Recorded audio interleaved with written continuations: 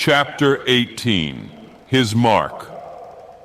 As we were walking down the end of the wharf towards the ship, Queequeg carrying his harpoon, Captain Peleg in his gruff voice loudly hailed us from his wigwam, saying he had not suspected my friend was a cannibal, and furthermore announcing that he let no cannibals on board that craft unless they previously produced their papers. "What do you mean by that, Captain Peleg?" said I, now jumping on the bulwarks and leaving my comrade standing on the wharf. "I mean," he replied, "he must show his papers."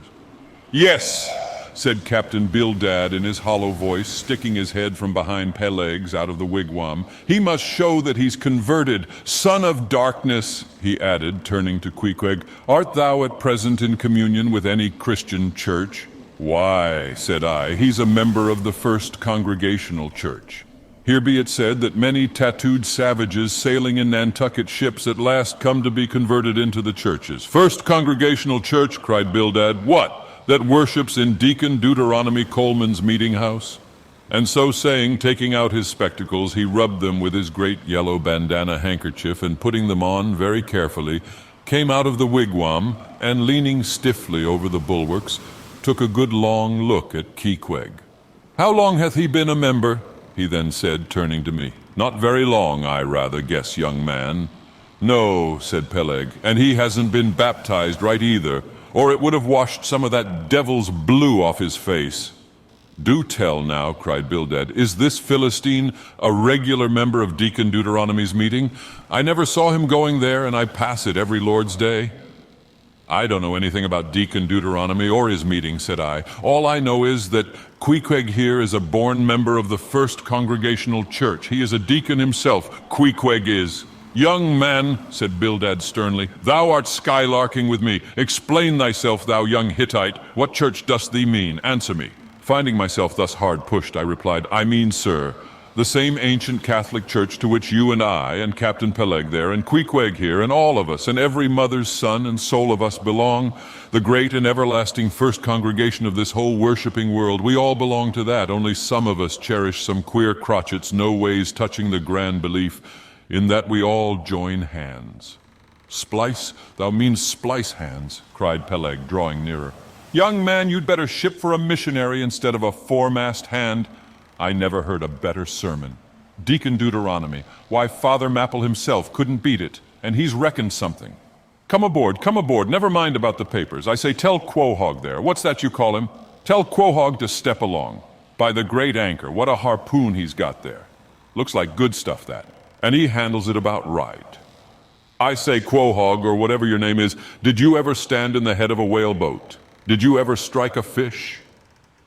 Without saying a word, Queequeg, in his wild sort of way, jumped upon the bulwarks, from thence into the bows of one of the whaleboats hanging to the side, and then bracing his left knee and poising his harpoon, cried out in some such way as this, "Captain, you see him small drop tar on water dare? You see him? Well, s'pose him one whale eye, well den." And taking sharp aim at it, he darted the iron right over old Bildad's broad brim, clean across the ship's decks, and struck the glistening tar spot out of sight. "Now," said Queequeg, quietly hauling in the line, "Sparsy him whaley eye? Why, dad whale dead?"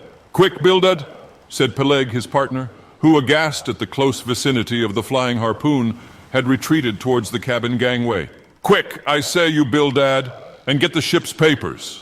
We must have Hedgehog there, I mean Quahog, in one of our boats. Look ye, Quahog, we'll give you the 90th lay. And that's more than ever was given a harpooneer yet out of Nantucket." So down we went into the cabin, and to my great joy, Queequeg was soon enrolled among the same ship's company to which I myself belonged. When all preliminaries were over, and Peleg had got everything ready for signing, he turned to me and said, "I guess, Quahog, there don't know how to write, does he?" I say, "Quahog, blast ye! Dost thou sign thy name or make thy mark?" But at this question, Queequeg, who had twice or thrice before taken part in similar ceremonies, looked no ways abashed, but taking the offered pen, copied upon the paper, in the proper place, an exact counterpart of a queer round figure which was tattooed upon his arm, so that through Captain Peleg's obstinate mistake touching his appellative, it stood something like this: Quahog, his X mark. Meanwhile, Captain Bildad sat earnestly and steadfastly eyeing Queequeg, and at last rising solemnly and fumbling in the huge pockets of his broad-skirted drab coat, took out a bundle of tracts, and selecting one entitled The Latter-day Coming or No Time to Lose, placed it in Queequeg's hands, and then grasping them and the book with both his, looked earnestly into his eyes and said, "Son of darkness, I must do my duty by thee. I am part owner of this ship and feel concern for the souls of all its crew. If thou still clingest to thy pagan ways, which I sadly fear, I beseech thee, remain not for aye a Belial bondsman. Spurn the idle bell and the hideous dragon, turn from the wrath to come. Mind thine eye, I say, O goodness gracious, steer clear of the fiery pit."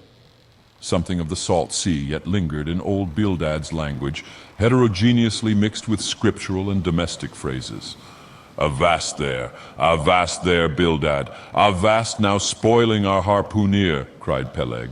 Pious harpooneers never make good voyagers. It takes the shark out of 'em. No harpooneer is worth a straw who ain't pretty sharkish. There was young Nat Swain, once the bravest boat-header out of all Nantucket and the Vineyard. He joined the meeting and never came to good. He got so frightened about his plaguey soul that he shrinked and sheered away from whales for fear of afterclaps, in case he got stove and went to Davy Jones.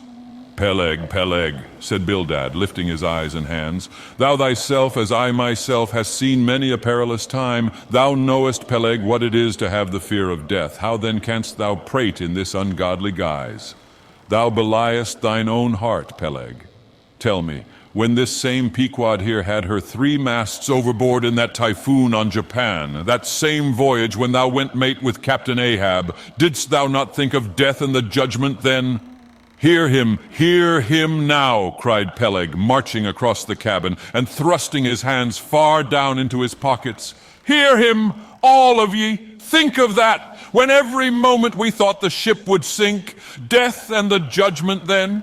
What? With all 3 masts making such an everlasting thundering against the side, and every sea breaking over us fore and aft. Think of death and the judgment then? No time to think about death then. Life was what Captain Ahab and I was thinking of, and how to save all hands, how to rig jury masts, how to get into the nearest port, that was what I was thinking of. Bildad said no more, but buttoning up his coat, stalked on deck where we followed him. There he stood, very quietly overlooking some sailmakers who were mending a topsail in the waist. Now and then he stooped to pick up a patch or save an end of tarred twine, which otherwise might have been wasted.